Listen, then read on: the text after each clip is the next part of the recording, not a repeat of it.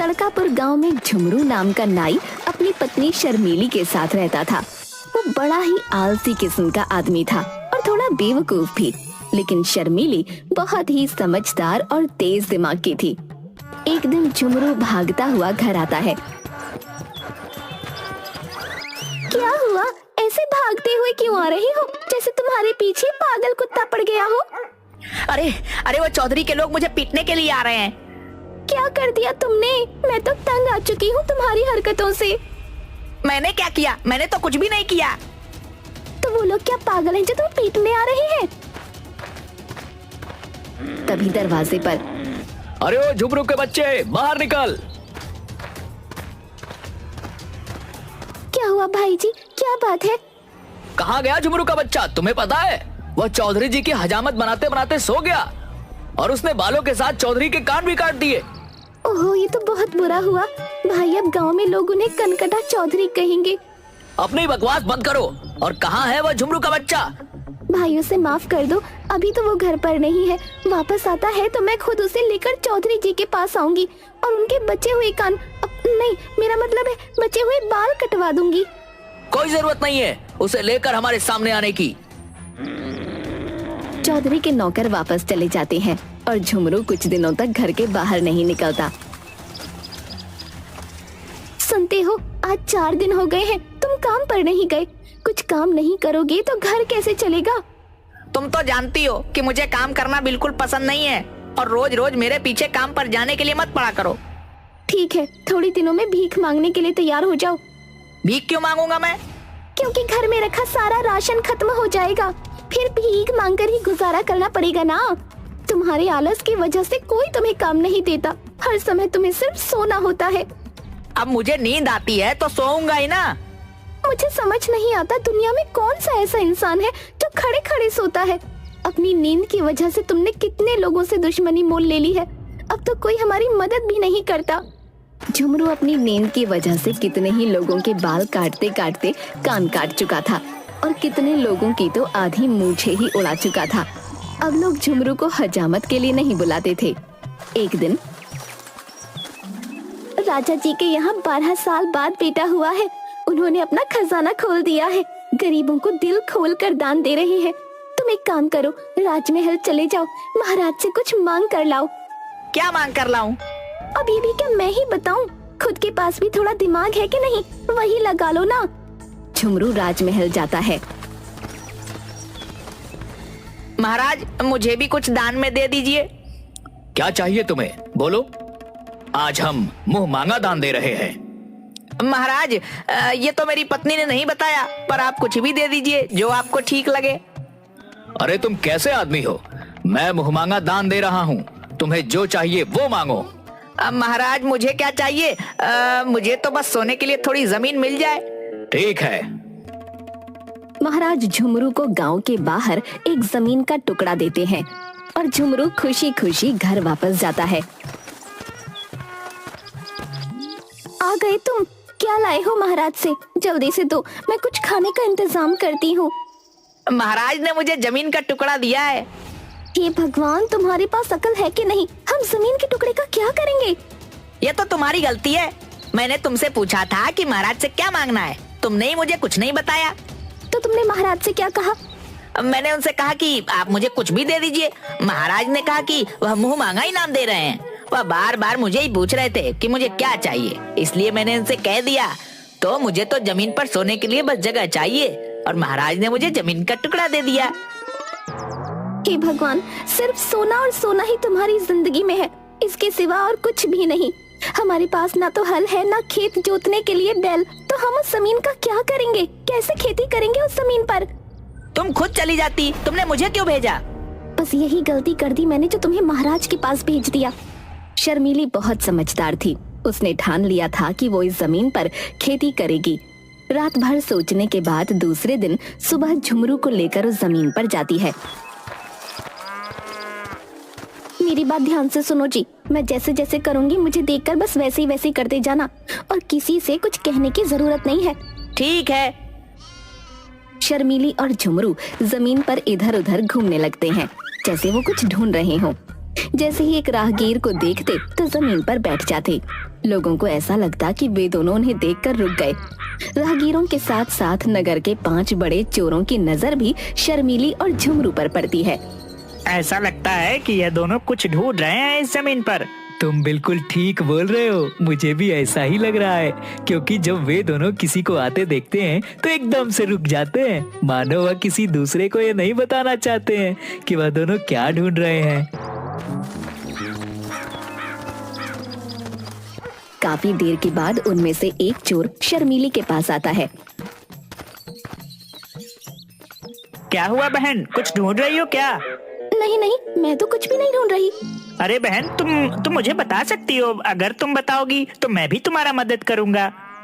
शर्मीली पहले तो थोड़ी नानुकुर करती है, फिर चोर के बार बार कहने पर उसे बताती है।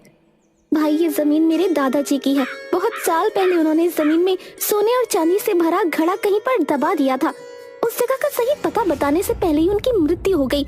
मैं और मेरे पति उसी घड़े को ढूंढ रहे हैं, लेकिन आप ये बात किसी को मत बताना। हाँ बहन, तुम मुझ पर भरोसा कर सकती हो, लेकिन मुझे लगता है कि तुम्हें मजदूरों की सहायता से इस पूरे खेत को खोदना चाहिए, ताकि आसानी से तुम्हें वह घड़ा मिल जाए। अरे हाँ, ये तो आपने बिल्कुल सही सलाह दी। आपका बहुत बहुत धन्यवाद भाई। मैं मजदूरों को लाकर खेत की खुदाई करवाती हूँ। लेकिन अब तो अंधेरा होने वाला है बहन, तुम यह काम कल सुबह सुबह करवा लेना। आपने बिल्कुल सही कहा। मैं कल सुबह जल्दी मजदूरों के साथ आकर खेत की खुदाई का काम करवा लूंगी। वो दोनों घर वापस चले जाते हैं। वो चोर अपने बाकी 4 साथियों के साथ मिलकर पूरे खेत की खुदाई कर देता है, लेकिन उन्हें वहाँ कुछ नहीं मिलता। दूसरे दिन सुबह शर्मीली और झुमरू खेत पर वापस आते हैं। देखा तुमने, खेत की खुदाई हो गई है। तुम यहीं रुको और किसी से कोई बात मत करना, मैं अभी आती हूँ। शर्मीली गांव के बनिए के पास जाती है। सेठ जी, मुझे थोड़ा गेहूं उधार दे दीजिए। उधार तो दे दूं, तुम वापस कैसे करोगी? तुम्हारा पति तो कुछ काम भी नहीं करता। मैं जानती हूँ, लेकिन कुछ समय बाद मैं इसका 3 गुना गेहूं आपको वापस कर दूंगी। शर्मीली उस गेहूं को जमीन पर बो देती है। कुछ समय बाद उम्मीद से ज्यादा अच्छी फसल होती है, लेकिन सभी चोरों की पूरी नजर शर्मीली और झुमरू पर होती है। गेहूं काटने के बाद शर्मीली सेठ को 3 गुना गेहूं वापस कर देती है और कुछ गेहूं बेचकर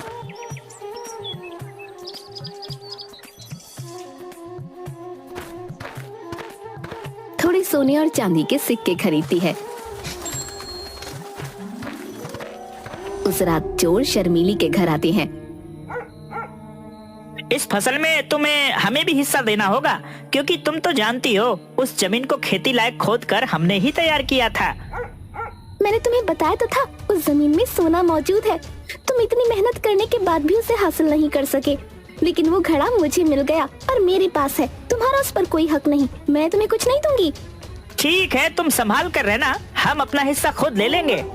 एक चोर घर में छुप कर बैठ जाता है, लेकिन शर्मीली उस चोर को घर के अंदर छुपते देख लेती है। झुमरू चोरों की बात से थोड़ा डरा हुआ था। तुमने बेकार में ही चोरों से दुश्मनी मोल ली, अब ना जाने वह क्या करेंगे। डरने की कोई जरूरत नहीं है। हाँ, तुमने वह सोने और चांदी के सिक्के कहाँ रखे हैं? मैंने दरवाजे के नीचे घड़े में सिक्के रखे हैं, उसके ऊपर मिठाई रख दी है। अब तो 5 में से सबसे समझदार मैं ही कहलाऊंगा। रात को जब ये दोनों सो जाएंगे तो मैं वह घड़ा लेकर बाहर निकल आऊंगा। रात को दोनों के सोने के बाद वो बाहर छुपे अपने साथियों के पास घड़ा लेकर जाता है। ये लो, मैं अकेले ही सिक्कों का घड़ा ढूंढ कर ले आया। तुम तो बड़े हिम्मती निकले, हम सब तो ऐसे ही तुम्हें कमजोर समझते थे। अब तो मान गए, बड़ी मेहनत करी मैंने। मुझे भूख भी बहुत लग गई है, इसलिए आते आते इस घड़े में थोड़ी मिठाई भी रख लिया है। चलो पहले हम सब बैठकर ये मिठाइयाँ खाते हैं। सारे चोर मिठाई निकालकर मुंह में डालते हैं, लेकिन शर्मीली ने मिठाई की जगह मिर्ची के लड्डू बनाकर रखे होते हैं, जिसे खाकर उनकी हालत खराब हो जाती है। दूसरे दिन सुबह वो सारे चोर बहुत गुस्से में वापस शर्मीली के घर जाते हैं। आ गए तुम लोग, कैसी रही रात की दावत? तुम्हारी शक्लें देखकर लगता है दावत बड़ी ही स्वादिष्ट थी। तुमने जो किया वो बहुत गलत किया है, अब तुम सावधान रहना, हम तुम्हें नहीं छोड़ेंगे।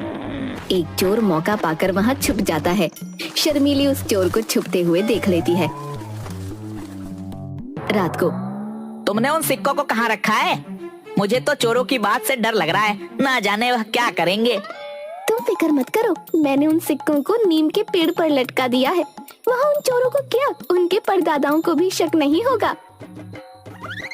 खुद को बड़ा समझदार समझते हैं ये दोनों। नीम के पेड़ से सिक्कों की पोटली तो हम बहुत ही आसानी से उतार लेंगे। घर के बाहर अपने साथियों के पास जाकर वो पेड़ की तरफ इशारा करता है। वो देखो, इन बेवकूफों ने सिक्कों की पोटली ऊपर से पेड़ पर लटका रखी है। मैं पेड़ पर चढ़ता हूँ। लेकिन वहाँ सिक्के नहीं, मधुमक्खियों का छत्ता होता है। चोर अंधेरे में छत्ते पर हाथ लगाता है तो एक मधुमक्खी उसके हाथ पर काट लेती है। वो अपने हाथ को अपनी कमर पर रगड़ता है। नीचे खड़े बाकी चोरों को लगता है कि वो सिक्के अपनी जेब में डाल रहा है। तभी एक दूसरी मधुमक्खी उस चोर को काटती है।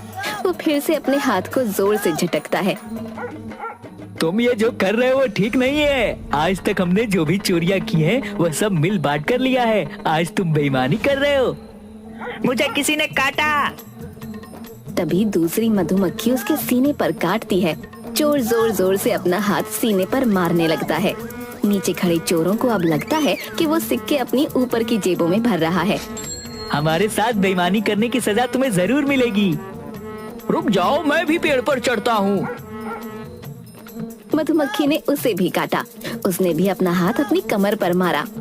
अरे कुछ तो शर्म करो, वह तो बेईमान हो ही गया था, तुम भी उसके साथ बेईमान हो रहे हो। सारे सिक्के नीचे लेकर आओ, जो होगा मिलकर बांटेंगे।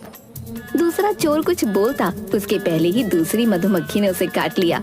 उसने फिर से अपने हाथ को कमर पर रगड़ा, लेकिन नीचे खड़े चोरों को ऐसा लगा कि दूसरा चोर भी अपनी जेब में सिक्के भर रहा है। एक एक करके सारे चोर पेड़ पर चढ़ जाते हैं। रुक जाओ तुम सब के सब अपनी अपनी जेब में सिक्के भर लिए तुमने। अब बाकी के बचे हुए सारे सिक्के सिर्फ मेरे हैं और किसी के नहीं। वो पूरी ताकत से छत्ते पर हाथ मारते हैं, जिसकी वजह से मधुमक्खियाँ बुरी तरह से सबको काट लेती हैं और वो सब पेड़ से नीचे गिर जाते हैं।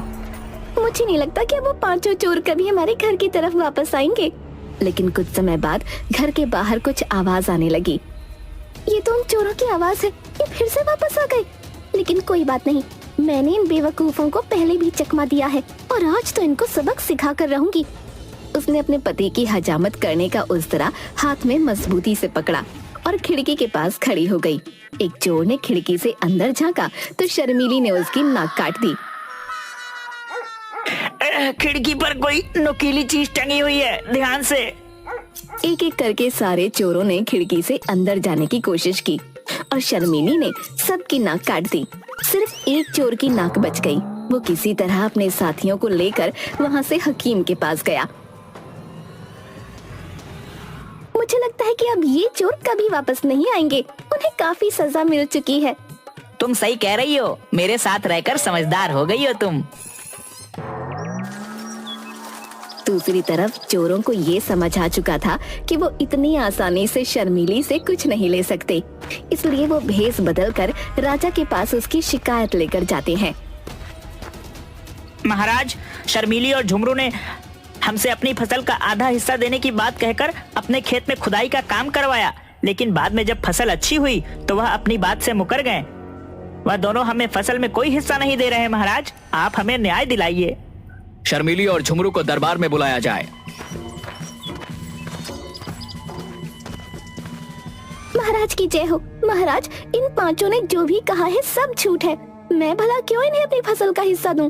इनके पास क्या सबूत है कि मैंने इन्हें हिस्सा देने को कहा था? और दूसरी चीज महाराज, आपने इन्हें पहचाना नहीं। ये आपके राज्य के वही 5 मशहूर चोर हैं जिन्हें सेनापति जी कब से ढूंढ रहे हैं। आज ही आपके सामने भेष बदल कर आए हैं। सेनापति चोरों को पहचान जाते हैं। शर्मीली, तुम बहुत ही समझदार और वीर हो। हम तुम्हारी समझदारी से बहुत प्रसन्न हुए, इसलिए हम झुमरू को अपने महल में काम पर रखते हैं। और तुमने राज्य के चोरों को पकड़वाया है, इसलिए हम तुम्हें इनाम में और जमीन देते हैं। इस तरह अपनी सूझबूझ और हिम्मत से शर्मीली न सिर्फ चोरों को पकड़वाती है, बल्कि झुमरू को राजमहल में काम भी दिलवाती है और अपने घर की स्थिति को भी सुधार लेती है।